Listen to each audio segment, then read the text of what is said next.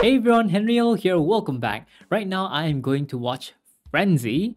I've already watched 3 Hitchcock movies today. That's right, 3 Hitchcock movies in one day. I have watched The Man Who Knew Too Much, which is the 1956 version. I have watched Marnie, and now I'm going to watch Frenzy.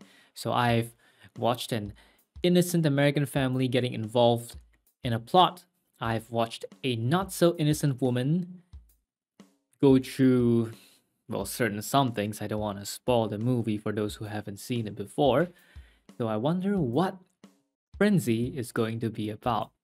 So let's find out. By the time I'm done with this movie, it's going to be past midnight, so I don't want to waste too much time. Let's get into Frenzy. The main characters this time are actors that I'm not familiar with. That pollution will soon be banished from the waters of this river, and that there will soon be no foreign... Look! Oh, the woman's drowning. Somebody save her. It's a tie, all right. Another necktie murder. Necktie murder? So there's been necktie murders, and this lady is not the first victim.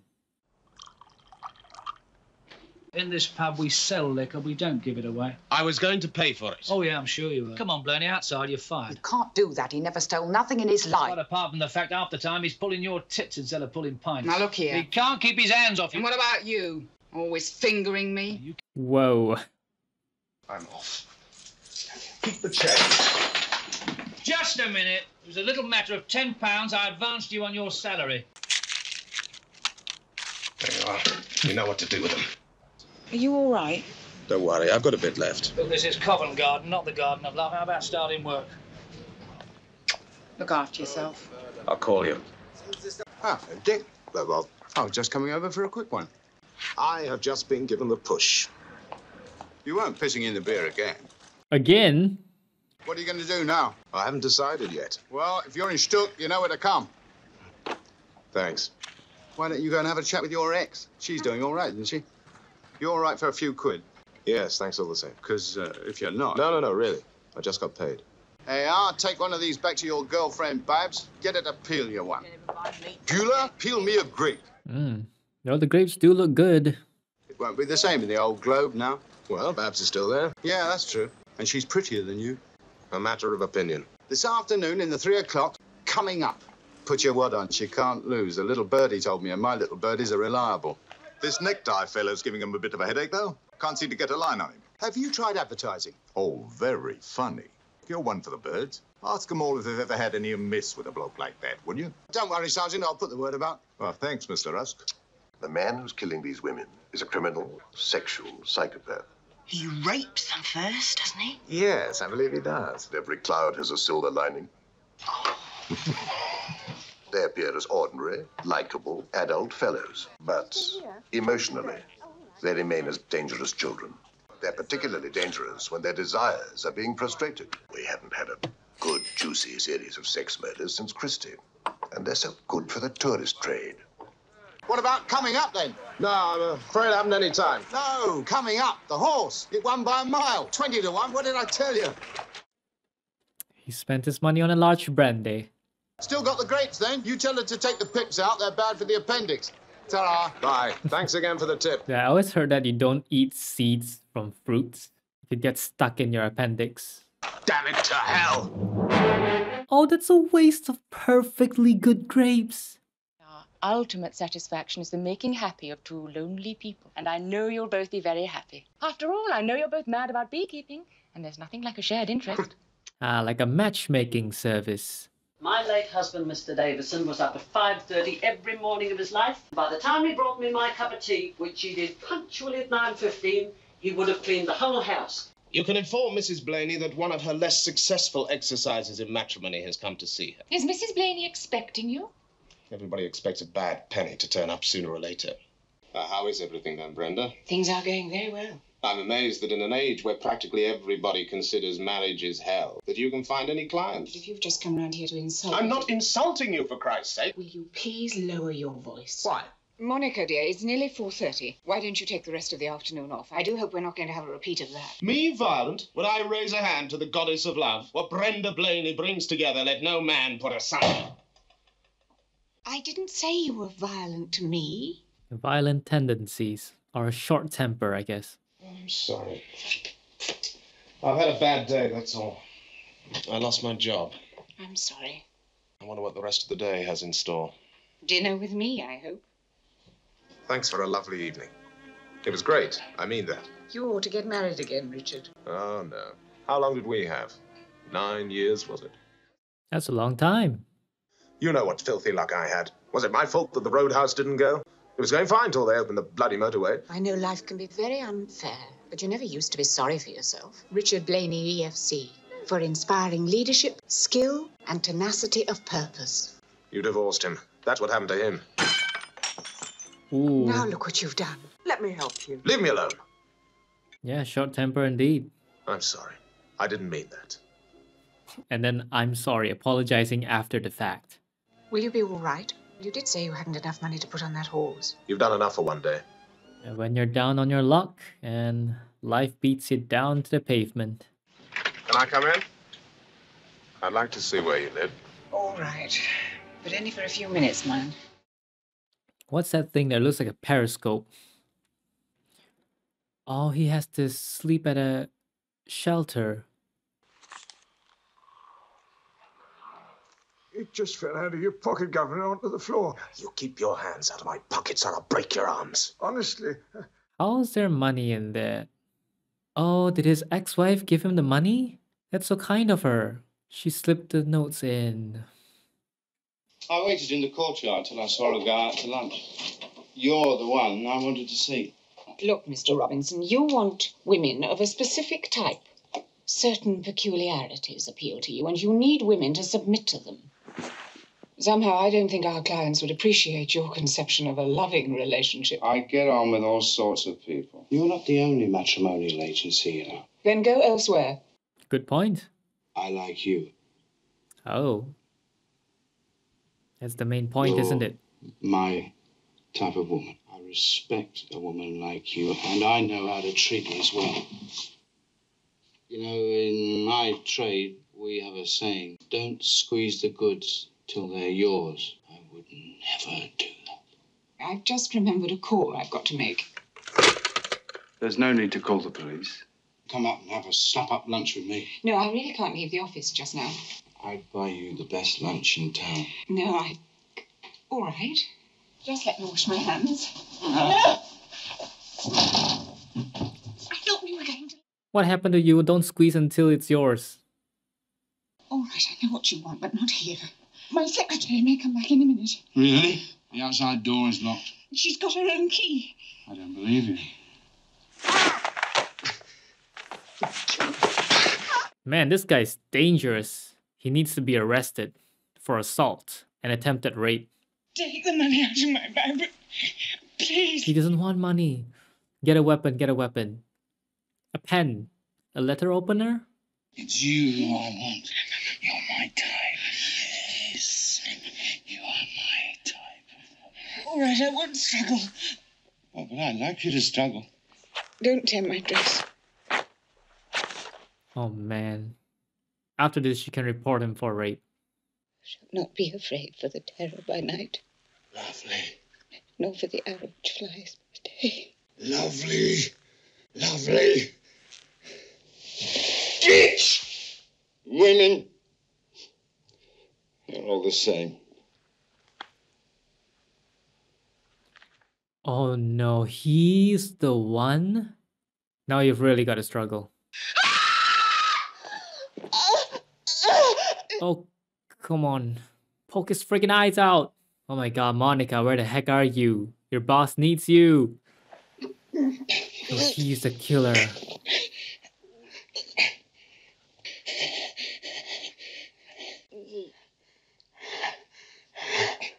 And he killed her just like that.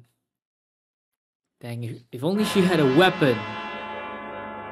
Yeah, on a normal day, a likable person, and then deep down, you're just crazy. Why hasn't he been caught up till now? We haven't developed fingerprints or DNA yet by this time, huh?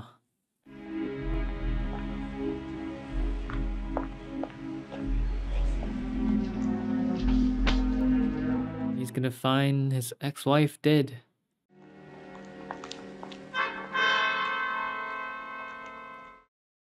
Oh no. She's gonna suspect him. Monica's gonna become an accidental witness.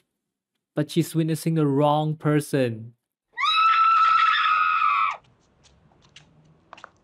Really, they heard Monica scream, but no one heard Brenda's scream? Or maybe they heard, but nobody actually cared. I need my things, but I don't fancy meeting Forsyth. Do you think you could pack them up and put them in my bag and meet me this afternoon? Don't worry, it's my half day today, silly. Don't start lending him money, you'll never get it back. Why don't you mind your own rotten business? He's no good for you, Babs. The murdered woman is a Mrs. Brenda Blaney, found by her secretary, Miss Barling, on a return from lunch at approximately 2 o'clock time. Right, Mr. Rusk chose a great time because he knew that was after Monica left.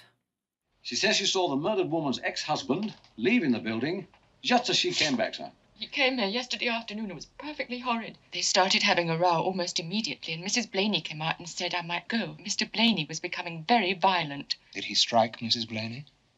She heard a strike on a table. Those were facts, though. She didn't lie. There's no sign of any money. I cashed a cheque for £50 for at the bank only yesterday lunchtime. Have this face powder identified, will you, Sergeant? Might be some on the stolen money. So, what you been up to, Dick? I allowed myself to be pampered by the handmaidens of a Salvation Army hostel. Smell that. You mean you slept there? Yeah. I don't understand. I mean, how can you afford the Coburg? Well, I managed to get some money.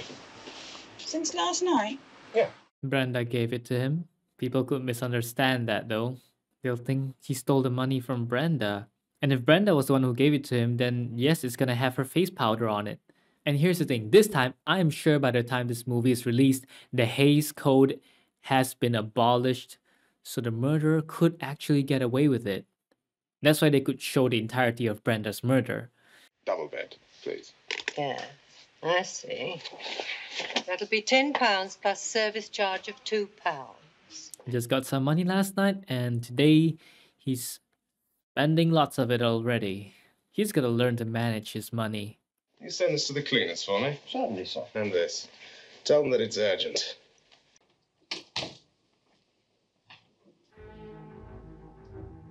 When last seen, he was wearing a tweed jacket with leather patches on the shoulders and elbows. Do you mean Mr. Oscar Wilde? Oh, that's not his real name, silly. Oscar Wilde, indeed. He's the necktie murderer. I only hope that girl isn't wearing a necktie at this very moment. Sometimes just thinking about the lusts of men makes me want to heave. You're thinking about the wrong man, though. The other man, yeah. I'm the porter at the Coburg Hotel, Bayswater. Bayswater, that's also where the Ambrose Chapel is. The Ambrose Chapel from The Man Who Knew Too Much. Open up, police! It isn't even locked. Is it likely that I would murder a woman I'd been married to for 10 years and rape her after 10 years of marriage? Maybe you just wanted to get rid of her. For what? You got that money from her, didn't you? You never collected her debt. Well, yes, I did. She slipped it into the pocket of my raincoat. Oh, go on, Dick. Why don't you pull the other one? It's got bells on it. But it's true. Now, do I look like a sex murderer to you? Can you imagine me creeping around London, strangling all those women with ties? You never know how a murderer looks like. Hey, but what are we going to do? The police will be looking for you. Tell them what happened, like you told me. No, I can't do that. They won't believe him. They'd never believe me. I'm probably their only suspect. True. Persuade them to search for someone else. Who? When I first met Dicko in the squadron, you know. He was a bit of a split-ass type then, too. We haven't seen you in ages, Dick. How's Brenda? She's dead. Well, she's dead. You killed her. Yeah, steady on, Hetty. He didn't do it. All he wants is a place to hide out. And you suggested he should stay here. Did he forget to mention he was divorced from his wife on the grounds of extreme cruelty? Both extreme mental and physical cruelty. What did he do? Neither of us wanted to wait 3 years until I could get a divorce on the grounds of desertion, so I allowed her to divorce me on the grounds of cruelty. Extreme cruelty. Emphasis on extreme cruelty. I didn't do it, I swear. Then why don't you go to the police and explain to them instead of involving Johnny? They'd never believe him, that's why. And what with all the evidence against him, they'd lock him up without so much as a by your leave. On your own head be it, Johnny. But I wash my hands of the matter. Thank God we're off to Paris tomorrow morning, that's all I can say. Don't worry about Hetty, I'll calm her down. You can use the sofa tonight. Why don't both of you slip out of the country? Come and give me a hand at the Bulldog. It's an English pub I've opened in Paris. It's a great idea. Meet me at Victoria Station tomorrow morning, 11 o'clock, by the flower store. Mum's the word, eh? Don't tell a soul I'm here. Cross me out, never die. A lot of evidence points to him. Extreme cruelty, divorce, the money he got from Brenda. Oh man, those eggs look good. Buttered toast. Yeah, man, I get how you feel, man. Looks delicious, doesn't it? We're both looking at him eat that delicious breakfast. My wife is currently taking a course at the Continental School of Gourmet Cooking. Nice. Café complet. It's a cup of coffee, half an inch deep in floating bits of boiled milk and a sweet bun full of air. Oh. That's what I had this morning. I see what you mean, sir. It's the lab report on the £10 note that Blaney used to pay the hotel bill with. Traces of face powder identical to that which we found in Mrs. Blaney's handbag. Thank you. Thank you, sir. Of course. That just about does it for him, I'd say. Looks very much like it. The important thing to remember is that they hate women and are mostly impotent. Impotent? He raped her and... Rape for potency, Sergeant. It's the strangling, not the sex, that brings them on. Mrs. Blaney's divorce petition. It tells you a great deal about the habits of our hero. His name is Richard Blaney. He's a right bastard. Are you quite certain it's the same man? She's been out all night with him and hasn't yet returned, and I felt it my duty to tell you that I consider her to be in great danger. Imagine if Rusk finds Milligan and kills her. Then the whole thing is sealed. Like, Blaney's fate is sealed. These days, ladies abandon their honor far more readily than their clothes. Thank you for your information, Mr. Forsyth. I'll send someone over. Just a minute. Where do you think you've been? Your half day was yesterday afternoon, not this morning. I was worried about you. I thought you might be next. I even phoned the police.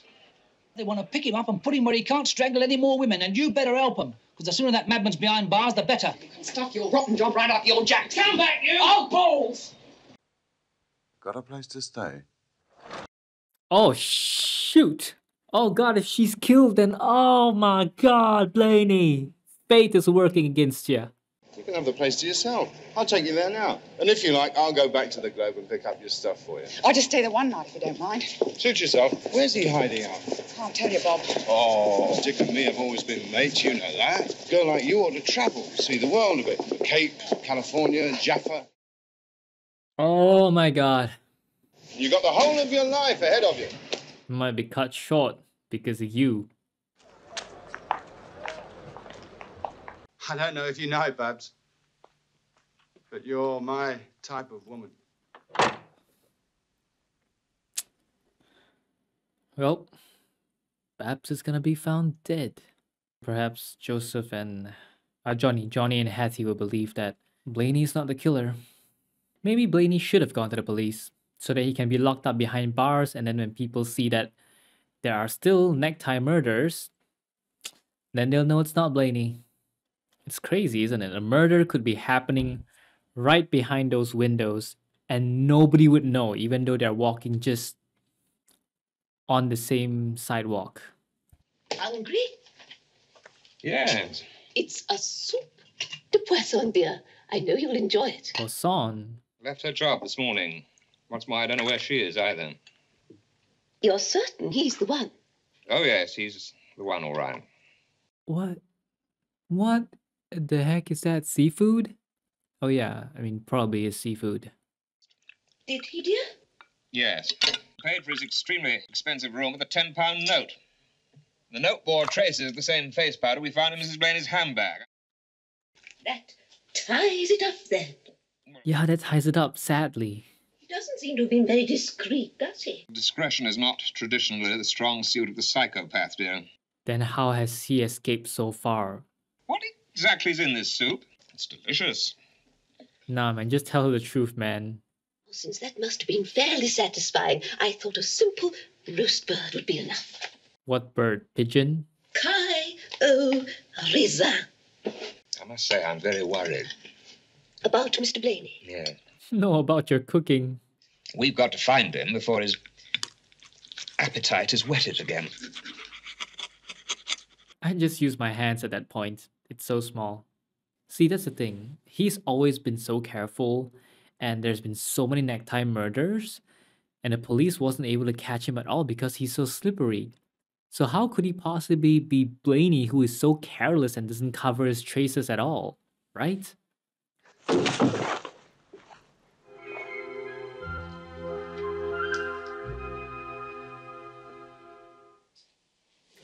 Oh, his R! His pin! I hope he dropped his pin together with Bab's body. So when people find Bab's body, they'll find the pin. Please do. Because he needs to be caught. Oh man, her handbag, her shoes, her clothes, they're all in that drawer.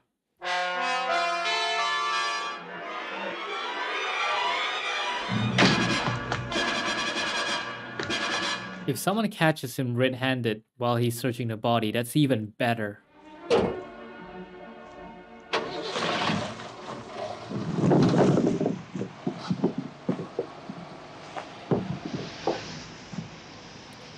Oh, it's because he hit her body with potatoes. But they'll make that sack super heavy. Surprised he was able to heave it up his shoulders. Bro, it looks like she kicked him. Revenge from beyond the grave. Bitch, Babs, where's that bloody pin? I'm sure if she answers you, you would poop your pants.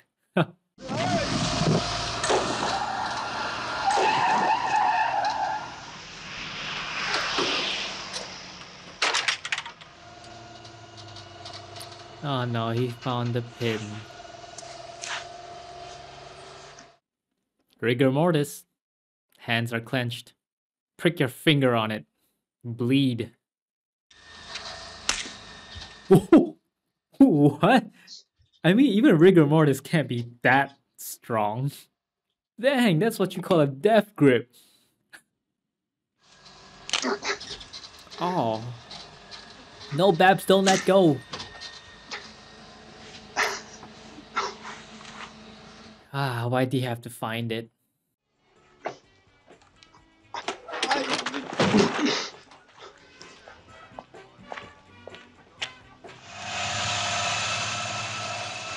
you see what I see? Well, at least this way, Babs will be found earlier. Oh! Wake up! What? Get out of here. Brenda wasn't enough for you. You had to kill another girl, too. What the heck? He's been here the whole night. I'd call the police myself if I knew how to do it without getting involved. I don't believe it. I just don't believe it.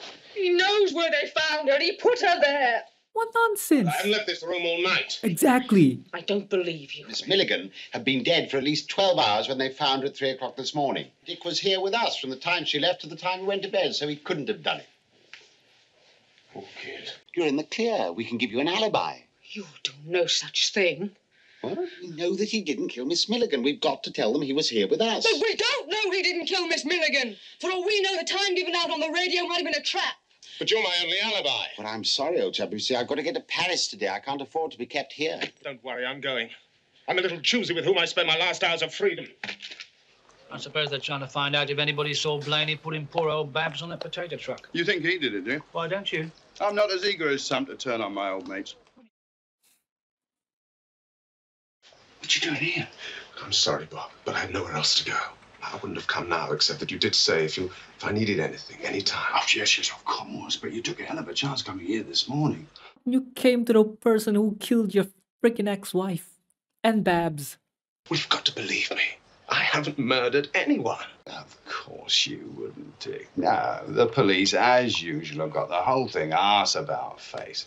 You've done the right thing coming to your Uncle Bob. Right, well, let's get over to my place, and I'll take the bag. It'll be less conspicuous that way. You follow, but take the long way round. He'll turn you over to the police in a heartbeat. Or maybe he'll bring you back to his home and strangle you. But if he lets Blaney into his house, Blaney might find Babs, clothes and her handbag and all that stuff. And then Blaney would know that Bob did it. Bob, I'm really grateful for all this. You know that. I told you, think nothing of it. And do me a favour, will you keep waving the windows? Look in the drawer, mates. Look in the drawer. You're under arrest. Come quietly and you won't get hurt. Is this necessary? We take no chances with bastards like you. Bob really turned him in a heartbeat. Thank you, Mr. Rusk. You've been very helpful. Anything to oblige, Sarge? No reward, I'm afraid.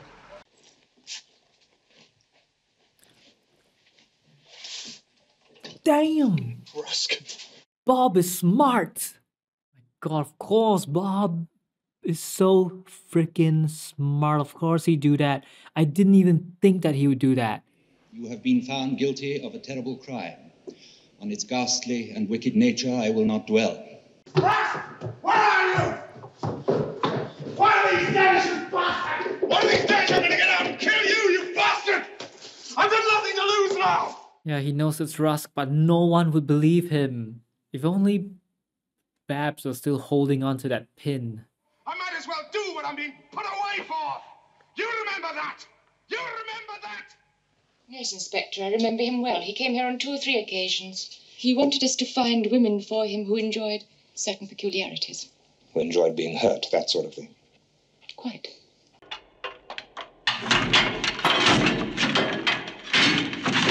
Oh, it's gotta hurt. Get the doctor, quick. Oh man, that looks bad. I told you it wasn't Blaney, didn't I? Woman's intuition is worth more than all those laboratories. For you, yes, but the other woman, Hattie, her intuition is completely wrong. What does your intuition tell you I want for dinner tonight? Steak and a baked potato, but you're getting pied de porc à la mode de camp. It looks like a That looks pig's like- foot. Yeah, it does. We have pig's foot dishes here in Malaysia, but I personally don't really like it. He travelled up in the potato truck with his victim. Well, the corpse was deep in rigor mortis. He had to break the fingers of the right hand to retrieve what they held. Yeah. It had to be something that would incriminate him. Not a cross, I think. Well, Just take it out of your mouth, man. You can't eat that. tasty. Very tasty. Not a lot of meat on it, mind. I want to buy him a burger. How about a margarita? The woman behind the counter at the cafe positively identified Rusk from a photo I showed her. Cheers, madam. Yes, I told you. I knew all the time. Quite. Get this down to the lab as soon as possible, will you? You haven't finished your drink. I'm sorry, madam. I have to get down to the labs in a hurry. The least you can do is ask him round for a really good dinner. Let's see. I think a Canaton au cerise. After that jail food he's been having, I expect he'll eat anything. Excuse me. I must see if my souffle's started to rise. Now probably something else is gonna rise out of her throat. Are the pills working? It's now or never. I'm due back inside tomorrow. George. Oh, they're really cooperating to help him. Well, sister, there seems to be no evidence of a cerebral accident. Sleeping pills. They've given him all their sleeping pills. Hey, not a bad escape job. Now how's he gonna go and kill Rusk? Oh, but if he kills Rusk, then he will really be charged with murder. But hey, if Rusk should ever be murdered, he should be murdered by strangulation. Good God, when was this? I'm off. Lane has escaped, and I bet I know where he's gone. I often wondered whether Blaney threw himself down those stairs in a suicide attempt or just as a means to get into the hospital. Well, now, of course, we have our answer. Yeah, but the main question is, how did he get those other patients to help him? I would love to see Blaney breaking into Bob or Rusk's apartment and then seeing him strangling a girl. Now that way he would be able to catch Bob red-handed and save a girl's life at the same time. Oh, come on, who sleeps with their entire face closed like that? That doesn't look like his hair color. Don't! Told you it didn't look like his hair color. Oh shit, did Rusk plan this too? No, it's not.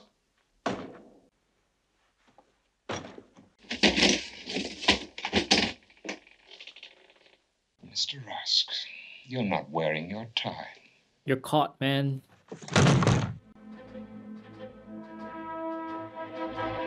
Oh, they ended it right there. They ended it like that. Well, that's good enough for me. At least I know that he has been caught. What about this movie, right? Frenzy. I mean, I think this is the first Hitchcock movie that I watched that is not held back by the Hays Code. So they were able to show the strangulation, the entire process, the murder, everything, nudity, sleeping in double beds. They were able to show all that, and Hitchcock used it to his advantage. And let me tell you, he definitely made what this person's name is, Robert Rusk. He definitely made him a very hated character, at least to me anyway. I really did not like that character. Still, I am surprised that he would kill so soon, because Blaney was just sentenced to a lifelong imprisonment, and suddenly he's killing again. Like, wouldn't that be proof that Blaney is not the murderer? Wouldn't it? I thought he would at least lie low for a few years and then after that kill again. So then people would think that it's a copycat killer, a copycat necktie killer. But no, perhaps Rusk could not suppress his urges and he had to do it again. It was mentioned in the movie that the type of women that Bob, I'm just going to call him Bob from now on because it's easier than saying Rusk. So it's been said that the type of women that Bob preferred are, what was it again? Women who like masochists, women who like to be hurt. But how would he even identify a woman like that? Also, I'm very sure that Brenda Blaney and Barbara Milligan, I'm sure they didn't like to be hurt. So in that case, it is just Bob assuming that they are his type of woman and then killing them, strangling them. At first I thought maybe Bob liked women with short hair, but this last victim, she has long blonde hair, so short hair is probably not it either. He just likes to strangle them and maybe see the expressions on their faces as they are strangled to death. A psychopath who finds pleasure, or should I say he's more of a sadist, who finds pleasure in killing. At first it felt like the entire universe was trying to frame Blaney with all the evidence, extreme cruelty, his argument with Brenda, and which Monica overheard, and then Brenda giving him the money with the face powder. Like, basically everything points to him being the murderer. Everything was set up so perfectly. It makes you wonder if it was Blaney's karma or something. And then after that, Babs got murdered. And the frustrating thing is, even though Blaney stayed and slept in a hotel room together with Hattie and Johnny, Hattie still didn't believe him. Like, she said, oh, of course, he snuck out in the middle of the night to go commit a murder and then snuck back into the hotel room without us knowing and then go to sleep. How is that possible? Hattie, come on. She just wants to believe that he did it. I quite like the little bit of comedy they sprinkled on there with the chief inspector's wife cooking all those stuff for him.